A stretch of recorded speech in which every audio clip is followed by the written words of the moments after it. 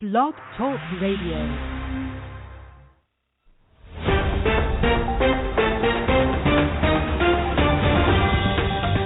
Welcome to Women Who Rock Investigates, an affiliate of Women Who Rock with Success. We report case studies in the areas of policy and government, medical malpractices, health pandemics, biotech and fracking, global climate change, prison, and police reform, and more. Our topics are covered around the latest breaking news reports in the U.S. and around the globe. We can be heard on Spotify, Google Play, Google Podcast, TuneIn, iTunes, Podbean, Airtime Pro, and SAM Broadcasting radio stations, and more. Our handpicked experts on the show provide credible information from their fields of experience. Join us on Thursdays at 10 a.m. Central Standard Time as we discover the latest in news reports. Now join us live in the studio with our show host, Mrs. Diane Winbush. And good morning and welcome to Women Who Rock Investigates. This is your host, Ms. Diane Winbush, is what she said. And so today we will be talking about some strategies for the coronavirus, but in this segment we want to be able to discuss some things in regards to the children and how they can maintain safety as well as the vaccine, and also perhaps how to encourage them to be able to get vaccinated. So welcome to the panel, one of our featured guest always on the show, Dr. Chris Colbert, and we want to say good morning to you. Good morning. It's always great to be here. Thank you for the invitation. Great. So we're going to get still some more history about you and just tell the audience a little bit about you and about what you do in your studies. Sure. My name is Dr. Christopher Colbert. I am the Assistant Program Director of the Emergency Medicine Residency at the University of Illinois in Chicago. I am also very involved with academic positions nationally as the Chair of Continuing Medical Education for the American College of Obstetrics Emergency Physicians and the pending President-elect for the EM Committee for the NMA. I'm very passionate in reference to addressing concerns of health disparities, as well as evolving the platform of education for not only physicians, but for patients as well. And again, it's always great to be here. I appreciate the invitation. Mm-hmm. Thank you. You are welcome, Dr. Colbert. So before we get into the children aspect of vaccination and what have you, come on. Give us an update as to the patients that you see in the emergency room and how the vaccination has decreased the COVID from spreading. Well, across the board, across all hospitals, we are seeing a significant decrease in patient presentation of severity of COVID. We are still at a point where there's around 500 or 600 deaths per day in the United States secondary to COVID. However, we are night and day from where we were last year, and a lot of this is attributed to not only the vaccine, but also better health practices of the community as well. Having the resource of vaccines coupled with the data that we're collecting now. Now, if you look at the time frames, roughly the December the 14th of 2020 was the initial first distribution of the vaccine. So now we are almost 6 months into the vaccine, able to look at the positive effects and the data, and to provide further information and extrapolate information from the data received, which allows us to be in a position to have conversation in reference to the benefits of the vaccine for not only adults, but also for pediatric population as well. Mm-hmm. Absolutely, because so now when the COVID-19 for the pandemic first, progressed in the U.S., in which that was, of course, last year, and what have you, we saw a outbreak in many countries. So now I think India, if I'm not mistaken, is the last country that continues to see new strains. So why do you think we're still seeing new developments in it and new strains? Is it because this is a country that may have not been affected by the pandemic or the virus, or is this a traveling issue, or what have you, or do we need to freeze somewhat on our traveling? Why is kind of new strains still coming out in different countries? I think what's extremely important, and this is an excellent question, it's a very common question as well, is that if we have the vaccine, why do we see new variables or new variants of the vaccine? It's because the design of all viruses, every single one of them, is sustainability. So viruses change. It's a part of the natural process of viruses. So that's the reason why we have to get a new flu, or it's recommended to get a new flu vaccine every year, is because the basic genetic makeup of these viruses has modest changes, and these modest changes ensure the survival of the virus itself. So it is an ongoing process of collecting data and evolving that. As medical professionals, we address the challenges and the new variants that are the natural process of viruses. And so if you really look at the details of these viruses, they have specific numbers based on location and based on those geographic locations, and the identified variables are being labeled as well. And again, this is not a question of efficacy of vaccines, but more of a detail of how viruses augment as they progress. Okay. So this is the next question, and this is in regards to, I guess, marketing. As to, we see a lot of African American celebrities that are going on television to be able to encourage, I guess, our tribe as to the importance of getting vaccinated, and so. And that's something that I wanted to be able to ask you, so you can be able to share with the audience the effectiveness of that as to how important it is. Because a lot of times, we just saw something on TV that was very bizarre, where this Christian leader with a numerous amount of members, he was telling the church members not to go and get the vaccination because it was sugar water, and so it's a lot of backlash that's going on that. But could you share with us the importance? This is nothing to be afraid of. I've got my first one. I got the next one that's coming that is on the 30th, and so share with us the importance of the vaccination and how critical it is for especially our tribe, which runs in the highest numbers of those that were infected by the pandemic, by the coronavirus itself. 100%. And I want to take the time to commend specifically your show and you as a host, because you have always and consistently, from way back, addressed this issue and promoted and provide a platform to promote confidence and understanding of this vaccine. I think it's fair. I think it's fair for any patient to say, well, explain this to me. What is the value of this? I have reservations.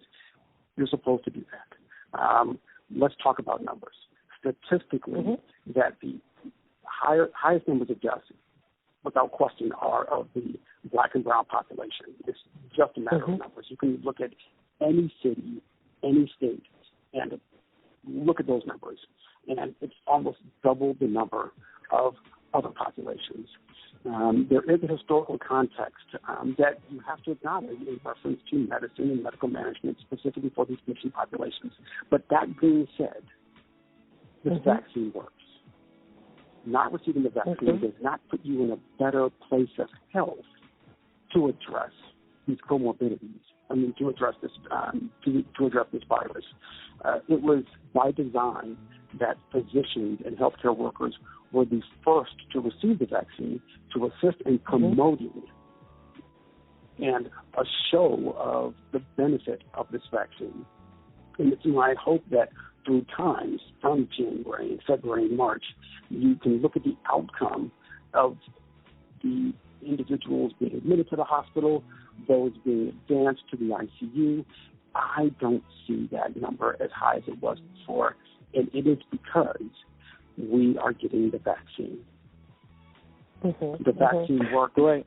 and there are clear indications that the vaccine works, that data shows the vaccine works. And as each of us can see, just from the across-the-board decrease of admissions and advancing from really severe symptoms to the ICU, that this does work. And I encourage everyone to not only speak to a physician to gain more insight, but also get on board, because unfortunately also Black and brown populations are the least likely to receive the vaccine.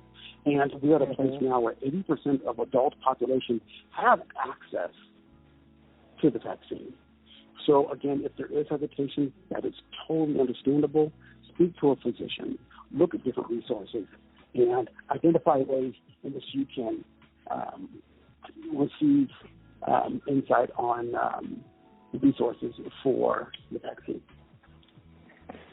Great. Okay.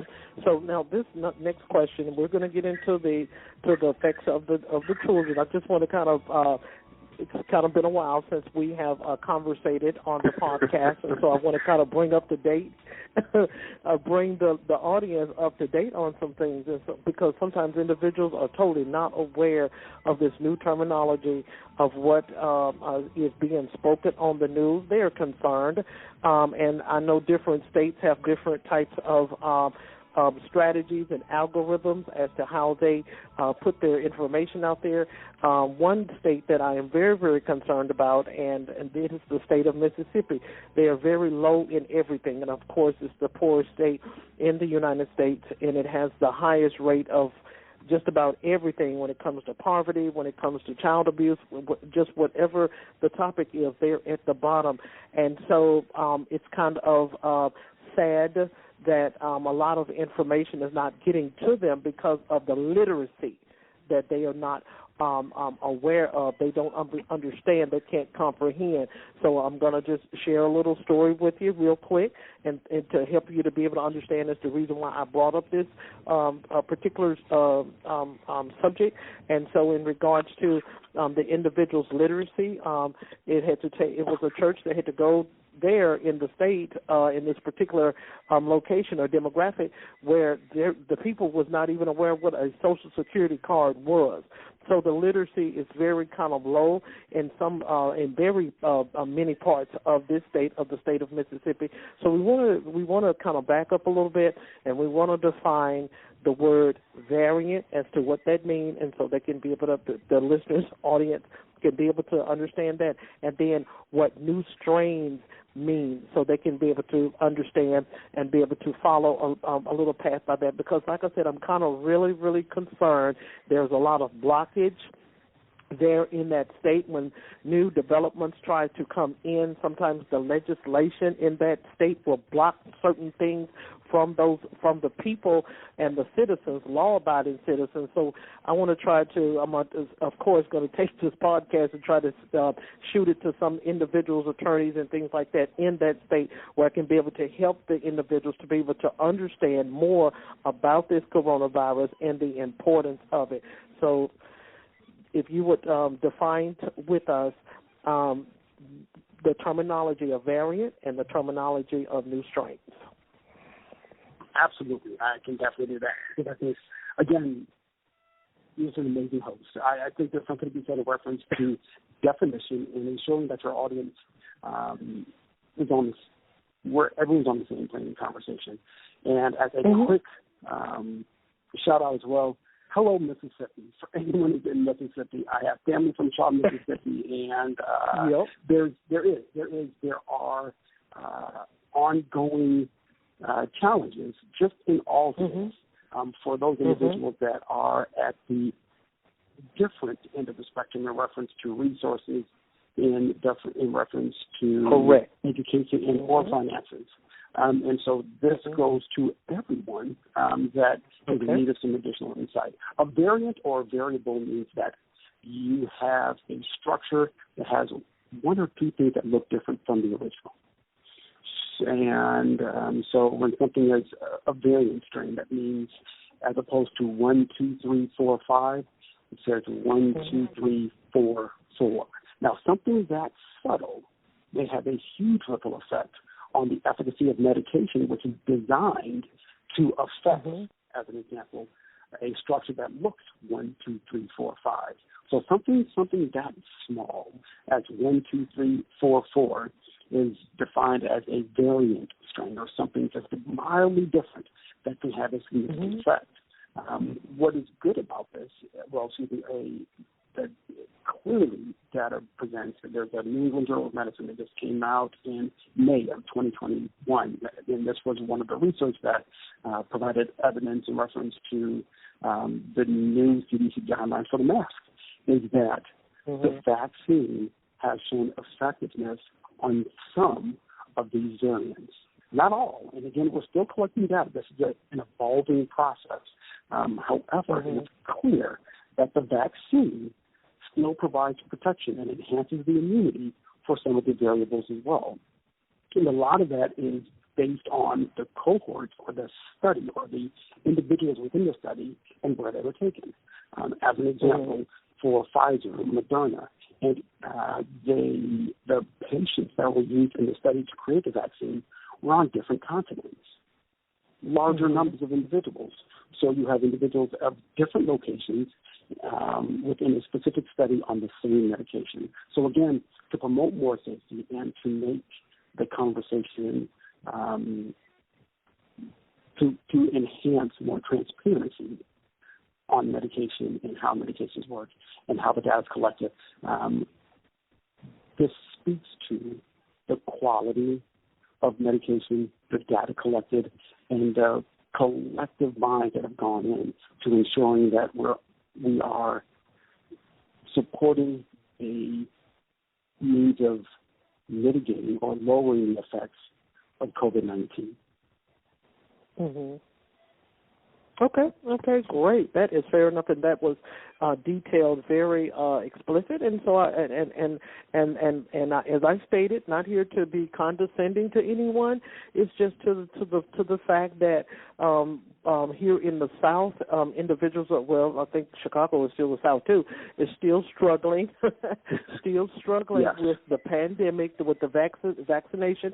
It's a fear. Then, of course, when it is shown on the television with the ball with all of those red,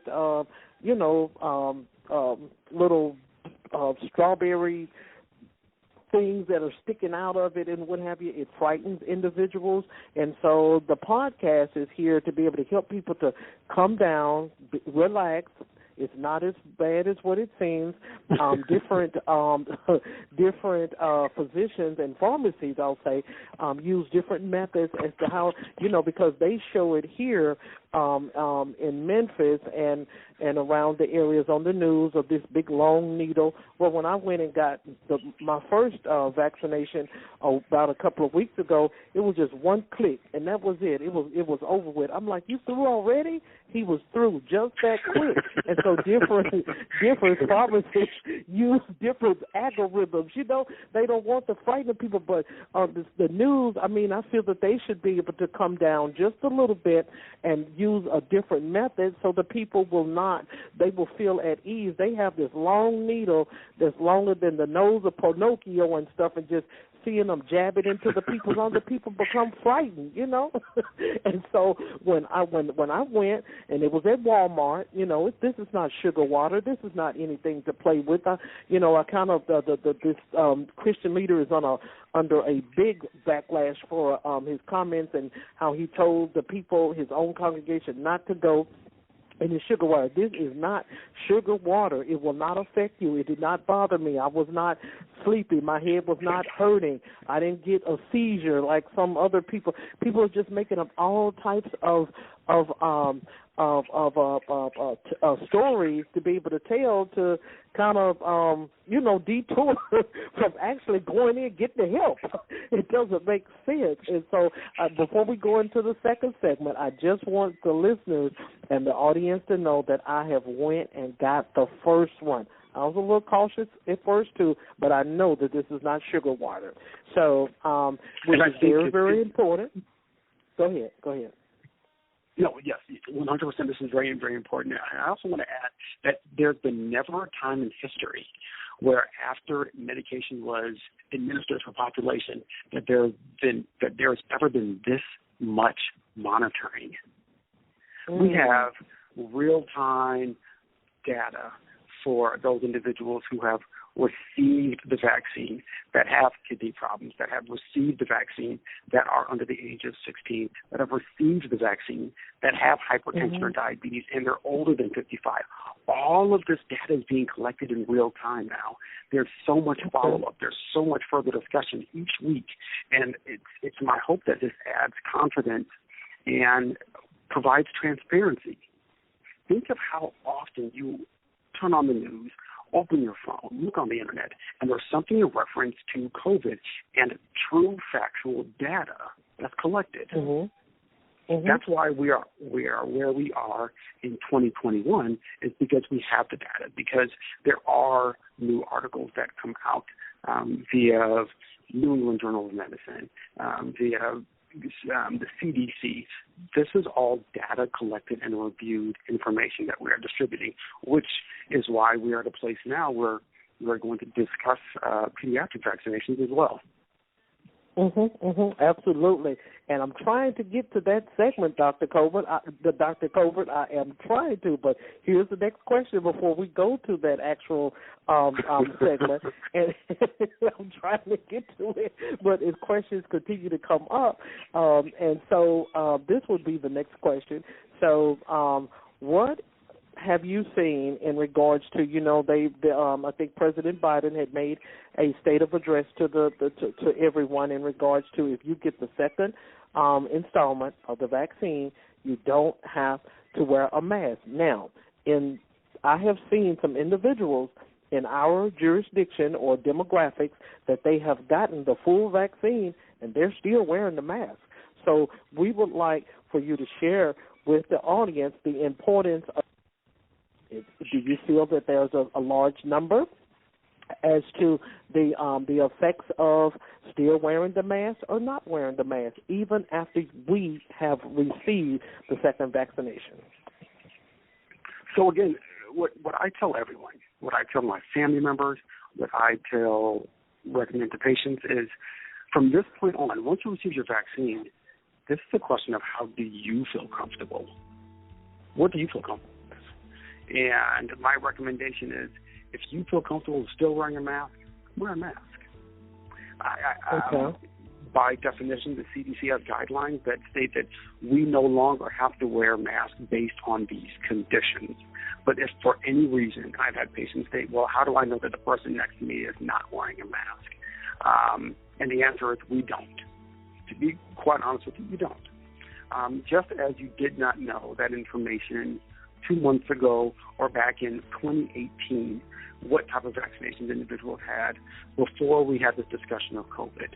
And each time, the fundamental ideas of keeping yourself healthy, practicing good health practices, wearing a mask is what our conversation is post-COVID. But before we had a discussion of COVID-19, we still encourage everyone during the wintertime to cover your mouth when you cough, to cough into your sleeve, to ensure that you had your hands washed, and to continue in healthy behavior patterns.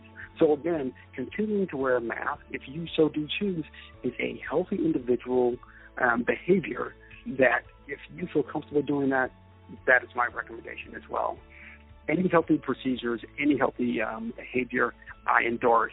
I don't think it's even a part or important for someone to tell someone else not to wear a mask if they want to wear a mask. If you want to wear a mask, by all means wear a mask. Realize that the data shows that there is no need to wear a mask after you have received your vaccinations. And again, this is specifically in reference to the New England Journal of Medicine article that has significant, just a robust study, and the study was done on healthcare providers who had received the vaccine, both first and the second, and were involved with individuals who were at risk in a hospital setting.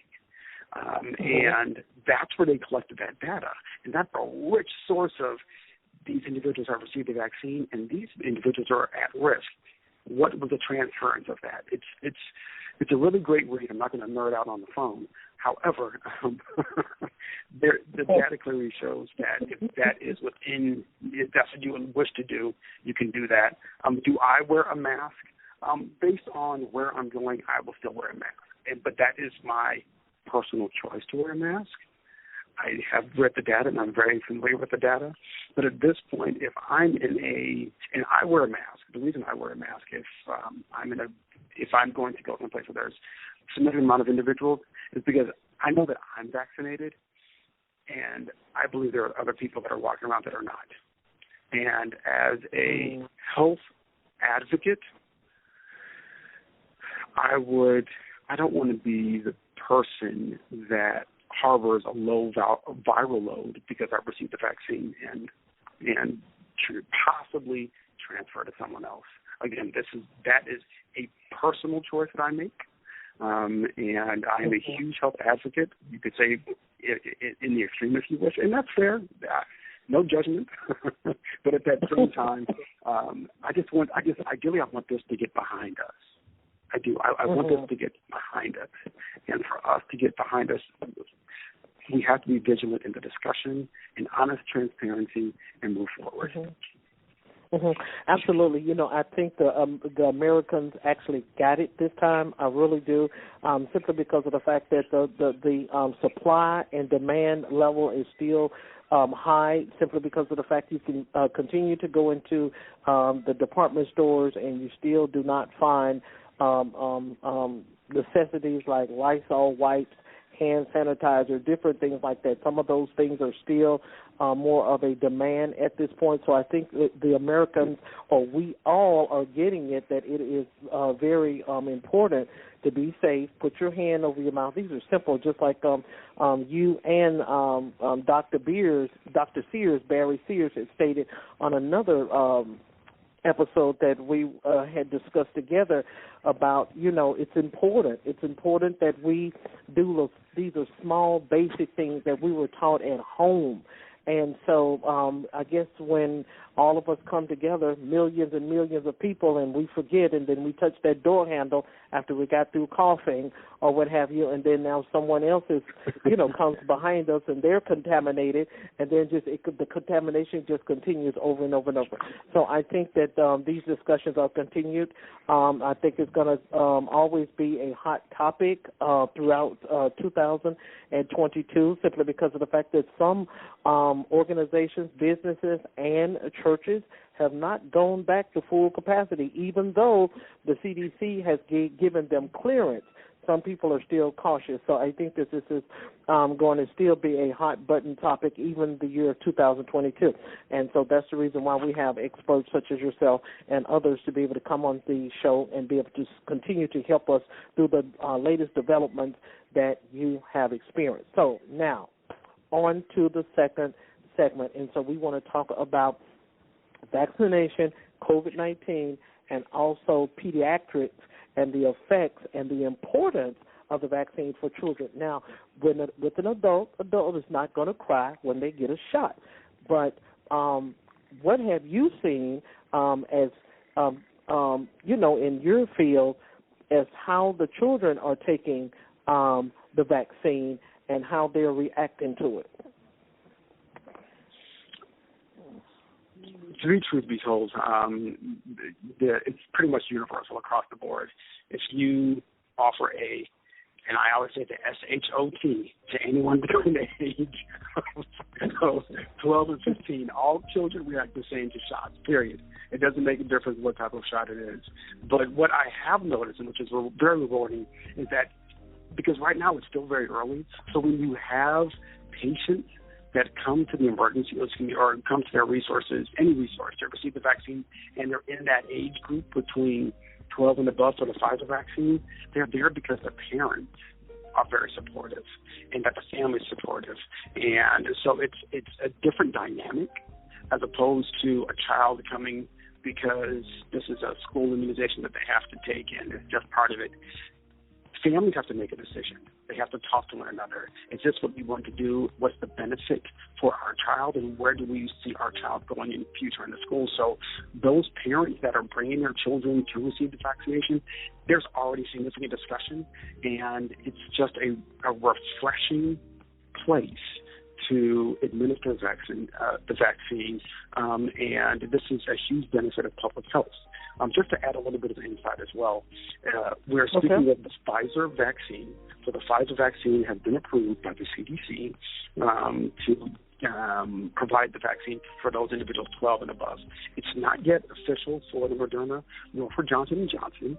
However, this study was done with over 2,000 participants of this very robust study. And within that study, there were 18 cases of positive COVID-like symptoms for those who had received the placebo. But for those who had received the vaccine, there were no positive cases of COVID-19. And I think that is something that needs to be discussed. The numbers have to be discussed. And from there, you can transition that information to comfort and more questions in reference to the benefit of receiving the vaccine as well. Again, that study was over 2,000, specifically 2,260 participants within that study. And in fact, currently, Pfizer is working with Stanford University, and they have a cohort study of 45,000 pediatric patients in reference to lowering the number to possibly 6 months. They're collecting the data right now. It's an evolving process as well, and they're collecting the data. But again, this still highlights the benefit of the vaccine and that time and benefit show us as well. Okay.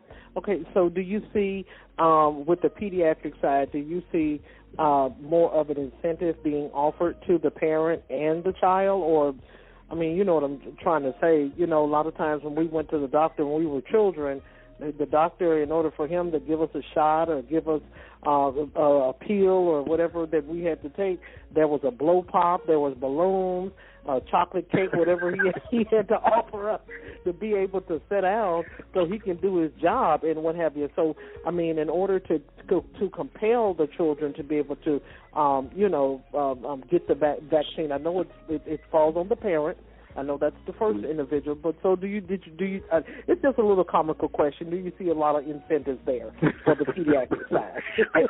when it comes to, and that's a fair. Hey, but here's the thing. But that's a fair question because parents ask that.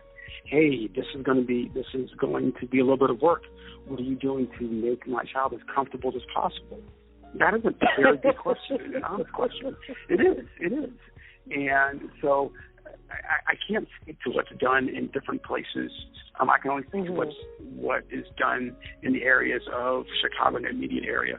But I know that these resources are going out of their way to make both parents and children comfortable with receiving the vaccine, not only with providing insight of the studies and the benefits and the collective health benefits as well, but also just making kids feel comfortable going to see the doctor.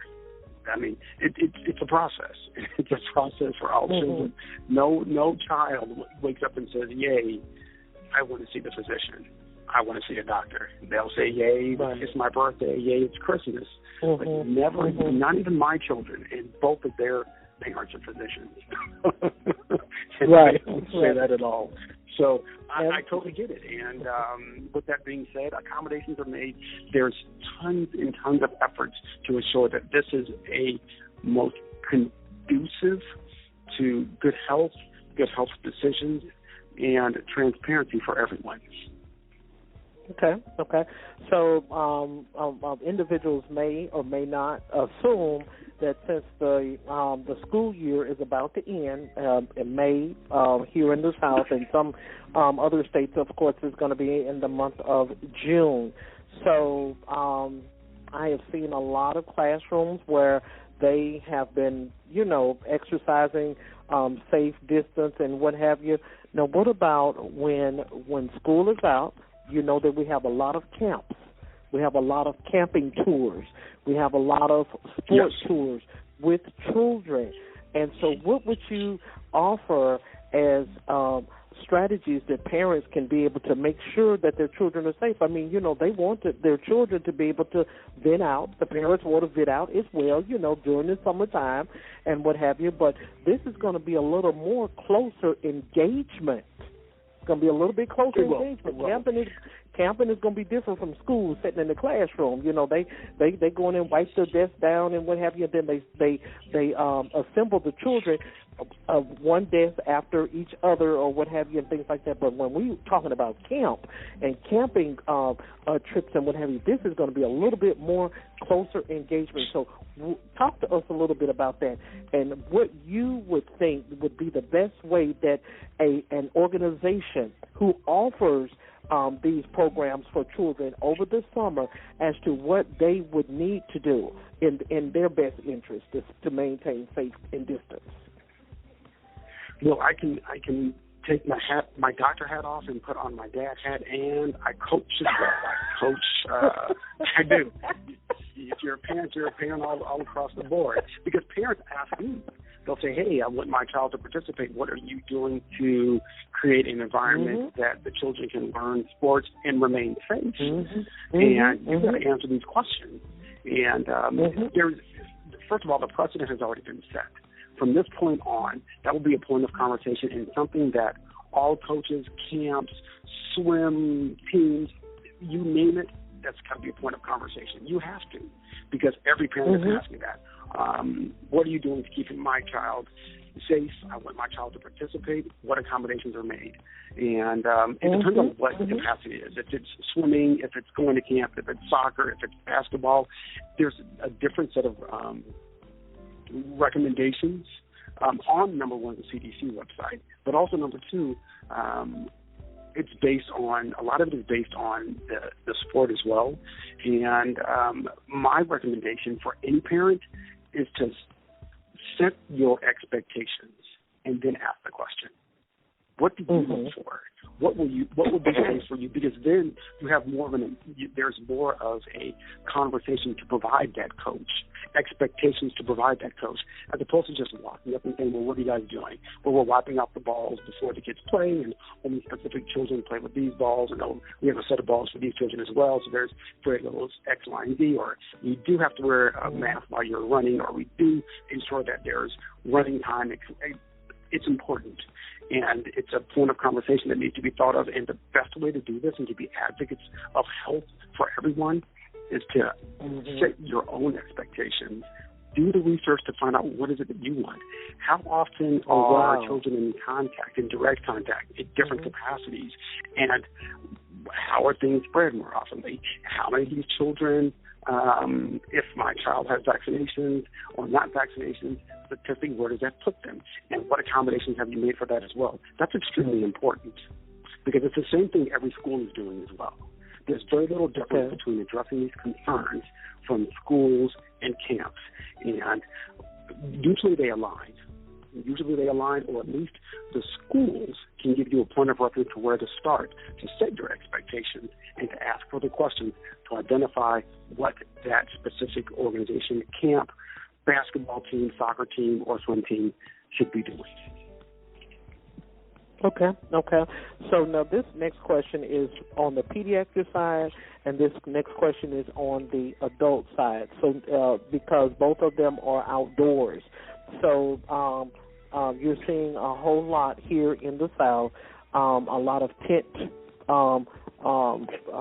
services that are going on, and what have you. And so with the camping side, when the individuals are camping as well, I'm pretty sure they're going to be have that, arranged and assembled as well, due to in case if it rains or what have you and things like that. So on the